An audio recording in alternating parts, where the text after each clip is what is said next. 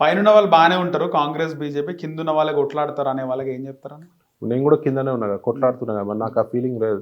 ఏదో ఒకటి వంకలు పెట్టుకొని దేవులాడాలని మాట్లాడితే 100 వెళ్తాయి ఎవరికైనా. మొన్న ఒక ఫంక్షన్ లో రేవంత్ రెడ్డి రామచంద్ర బాగా నవ్వుకుంటూ కొట్టుకోవాలనా? రాజకీయంగా మా విమర్శలు ఉంటాయి, కొట్టుకోమంటారా? అలా ఏమైనా పాలోళ్ళ మాట వరుసకే మాట్లాడతారు అరే బయట. అట్లేం లేదు, నచ్చేటోళ్ళు నస్తారు. ఇప్పుడు నేను కూడా ఎవరైనా కలిస్తే ముఖ్యమంత్రి దండం పెట్టుకుంటారు, పలకరిస్తారు. పలకరియకపోతే పై రేంజ్ మీరు మనసులో ఏ పార్టీ మీకు మీకు ఇష్టం? ప్రజెంట్ అయితే ఏం లేదండి, ఏ పార్టీ లేదు. అంటే మామూలుగా ఉంటుంది కదా కార్నర్ లో 1% ఎక్కువ తక్కువ. ఏ పార్టీ లైక్ మీరు నిజం చెప్పండి. వాస్తవానికి టీడీపీ ఇష్టం. అయితే కాంగ్రెస్ రేవంత్ రెడ్డి గారు కనబడుతుంది, దండం పెట్టరా? పలకరిస్తారా? పలకరియారా? నేను మిమ్మల్ని అడుగుతున్నా. పలకరిస్తాం. మీ ఛానల్ కి పలకరించడం వేరు, మీ ఛానల్ కి ఆపోజిట్ ఛానల్ ఏంటి? కాంపిటీషన్ లేదు, అట్లేం లేదు. న్యూట్రల్. వేరే ఛానల్ కాంపిటీషన్ లేకుంటే ఎట్లుంటుంది, న్యూట్రల్ ఎట్లుంటుంది. కానీ ఏదో ఒక ఛానల్ మిర్రర్ టీవీ వేరే మీడియా అంటే ఖచ్చితంగా మాట్లాడుకుంటారు అంటారు, అంతే కదా. మాట్లాడుకోరా? మీరు ఏదైనా కలిసి మాట్లాడుకుంటాం, ఫంక్షన్ లో కలిసి నవ్వుకోరా?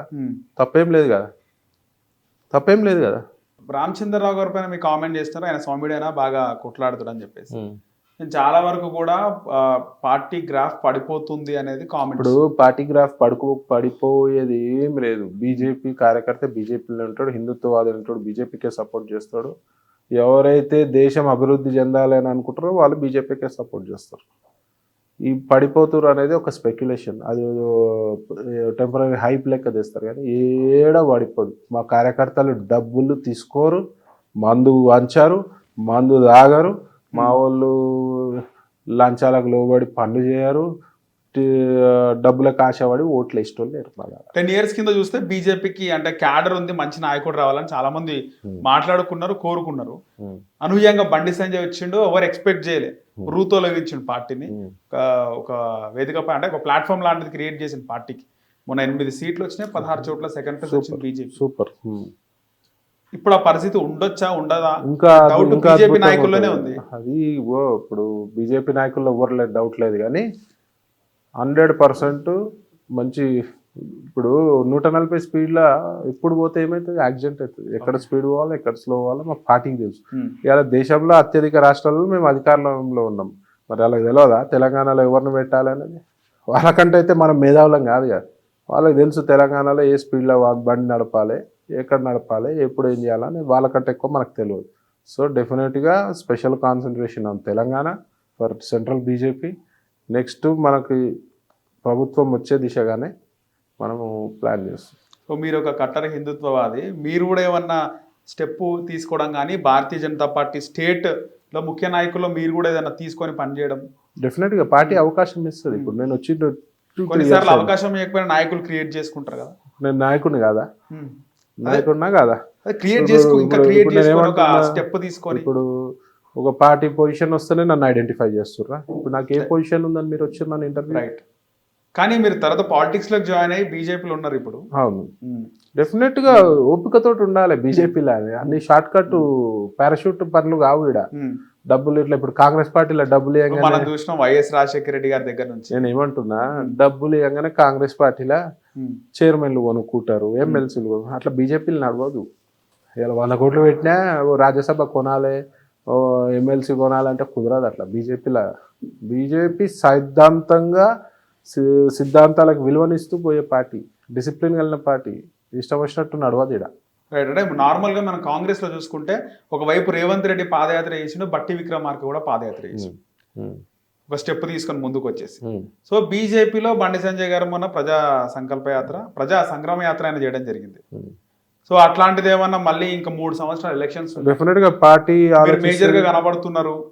ఇక్కడ మన పెద్దమ్మగుడి ఇష్యూలో కూడా మీరు వచ్చి మాట్లాడడం జరిగింది. మీకంటే పెద్ద పోస్ట్ ఉన్న వ్యక్తి మాట్లాడినప్పటికీ కూడా మీరు మాట్లాడేది బాగా వైరల్. జనాలు ఫాలో అవుతున్నారు, జనాలు ఇష్టపడుతున్నారు. ఈ టైంలోనే మీరు స్టెప్ తీసుకుంటే బాగుంటది కదా అని. డెఫినెట్ గా పార్టీకి లాభం అయ్యే పని ఏదన్నా ఉంటే డెఫినెట్ గా పాదయాత్రలు చేస్తాం, దండయాత్రలు చేస్తాం, పాదయాత్రలు చేస్తాం. అదేం ఇబ్బంది లేదు. మొన్న ఎక్కడి నుంచి అనుకున్నారు పోటీ చేస్తే? ఎక్కడి నుంచి చేయాలనుకున్నారు? నాకు జైరాబాద్ మీద ఇంట్రెస్ట్ ఉంది. జైరాబాద్ సిటీలో పుట్టి పెరిగినారు కదా, ఇక్కడ ఎమ్మెల్యేగా అట్లా ఏమనుకోలేదా? చెప్పలేం. పార్టీ ఎక్కడ అప్పుడు మొన్న ఎమ్మెల్యేగా ఆలోచనలు లేకుండా మైండ్ అంతా ఎంపీలో ఉండే. ఇప్పుడు నెక్స్ట్ ఎలక్షన్ లో ఎమ్మెల్యే కావచ్చు, ఎంపీ కావచ్చు, పార్టీ ఎట్లా దేనికైనా రెడీ. నియోజకవర్గం అంటావా? నన్ను అన్ని నియోజకవర్గాలకు గుర్తుపడతారు కాబట్టి నాకు పెద్ద పోయి నేను స్టూడెంట్స్ పరిచయం చేసుకోవాల్సిన అవసరం లేదు. అవసరం లేదు. సో మీరు ఒకసారి మొన్న పెద్దమూడు ఇష్యూలో ఫిరోజ్ ఖాన్ కూడా కాల్ చేయడం జరిగింది.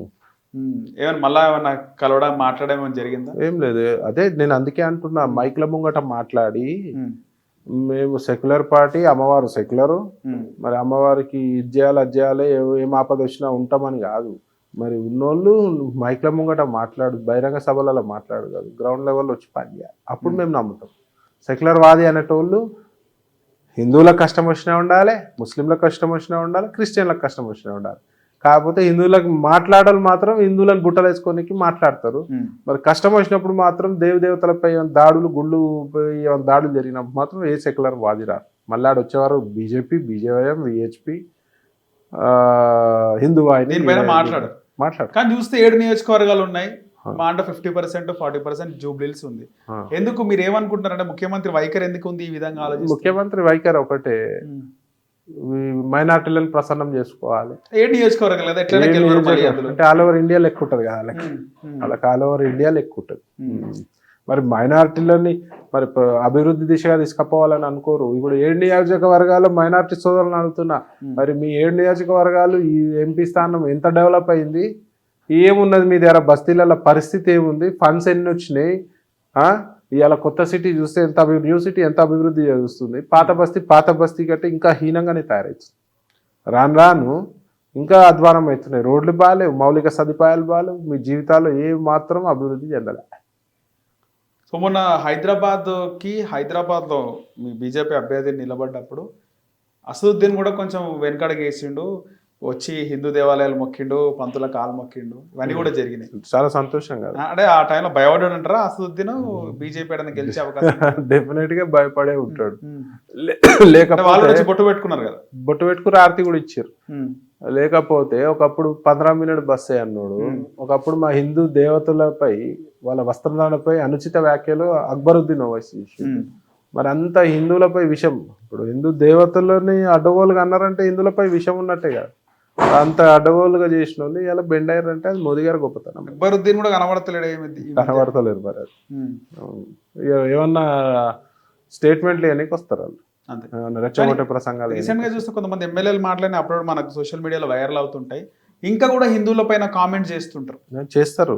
వాళ్ళు చేస్తారు కానీ మన వాళ్ళకి షో చేస్తలేదు. వాళ్ళంతా కూడా మేక వాళ్ళ పులి అంటారు చూడు, ఆ టైప్ ఉంటాం. ఎంఐఎం పార్టీ పైన మీ కామెంట్ ఏందన్నా? ఏముంటది చెప్తున్నా కదా, రెచ్చగొట్టే ప్రసంగాలు చేయాలి, మభ్యపరచాలి, ఇవాళ హిందువులపై దాడికి పురగొల్పాలి, అక్రమ గోవులని తరలించడంలో కీలకమైన పాత్ర ఈ నా కొడుకులు చేస్తారు. ఇవాళ ఎక్కడ కూడా బండి పట్టినా ఎంఐఎం ఎమ్మెల్యే కానీ ఎమ్మెల్సీ కానీ ఇన్వాల్వ్ అయ్యి ఆ బండిని, ఆవులని అక్రమంగా ఇల్లీగల్గా తరలిస్తున్న ఆవులని వాళ్ళు కవేలాలకు తరలించే ప్రయత్నం చేస్తారు ఓపెన్గా. మరి దాన్ని తిప్పికొట్టాల్సిన బాధ్యత. కొంతమంది ముస్లిమ్స్ ఏమంటున్నారంటే బ్రాహ్మణ్స్ మీ హిందువులే ఈ వ్యాపారం చేస్తున్నారు. ఇప్పుడు ఊర్లలో హిందువులు మరి బుద్ధి ఉండాలి, వాళ్ళకు కూడా చెప్తున్నా. ఎవడన్నా ఒక గోవును కానీ దేన్నన్నా కషాయానికి అమ్మే ముందు 1-10 సార్లు ఆలోచించాలి. మీ అమ్మని అమ్మినట్టే, మీ అమ్మని మీ తల్లిని నమ్మినట్టే. నేను చెప్పినా కదా, ముస్లింలు అందరు చెడ్డోళ్ళు ఉండరు, హిందువులు అందరూ మంచోళ్ళు ఉండరు అని నేను చెప్తున్నా కదా. ఇవన్నిటికే చెప్పేది. మరి హిట్ టీవీ యాప్, ఇందులో short news, live news, entertainment shows, movies, digital magazines తో పాటు మీ జిల్లా వార్తలను కూడా ఫ్రీగా చూడొచ్చు. ఇంకెందుకు ఆలస్యం, వెంటనే హిట్ టీవీ యాప్ ని డౌన్లోడ్ చేసుకుని ఫ్రీగా ఎంటర్టైన్మెంట్ పొందండి. Hit TV app. Hit TV app. Please download hit TV app. Hit TV app ని ఫ్రీగా డౌన్లోడ్ చేసుకుని ఎంజాయ్ చేయండి. మీకు నచ్చిన ఎంటర్టైన్మెంట్ కోసం హిట్ టీవీ యాప్ ని ఫ్రీగా డౌన్లోడ్ చేసుకుని ఎంజాయ్ చేయండి. హిట్ టీవీ యాప్ ని డౌన్లోడ్ చేసుకుని ఆస్వాదించండి, ఆశీర్వదించండి. ఇంతమంది సెలబ్రిటీలు హిట్ టీవీ యాప్ ని డౌన్లోడ్ చేసుకోండి అని చెప్తున్నారంటే ఎంత మంచి యాప్ ఆలోచించండి. అమెరికా అమెరికా అమెరికా అమెరికాలో చదవాలనుకునే వాళ్ళకి విశ్వసనీయమైన పేరు మన శౌర్య కన్సల్టెన్సీ. UK లో 1 year masters. UK లో 1 year masters. 2 years work permit up to 5 years visa. Contact Saurya Consultancy. Contact 89851 89851.